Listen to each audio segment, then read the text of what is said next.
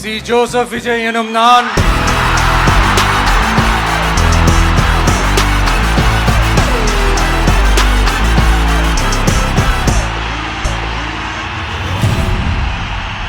சட்டப்படி அமைக்கப்பெற்ற இந்திய அரசியல் அமைப்பின்பால் உண்மையான நம்பிக்கையும் மாறா பற்றும் கொண்டிருப்பேன் என்றும்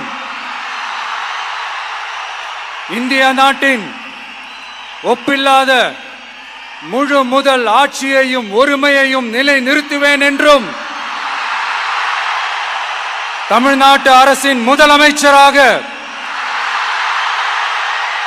உண்மையாகவும் உளச்சான்றின்படியும் என் கடமைகளை நிறைவேற்றுவேன் என்றும் அரசியல் அமைப்பிற்கும் சட்டத்திற்கும் இணங்க அச்சமும் ஒருதலை சார்பும் இன்றி விருப்பு வெறுப்பை விலக்கி பலதரப்பட்ட மக்கள் அனைவருக்கும் நேர்மையானதை செய்வேன் என்றும் ஆண்டவன் மீது ஆணையிட்டு உறுதிமொழிகிறேன்.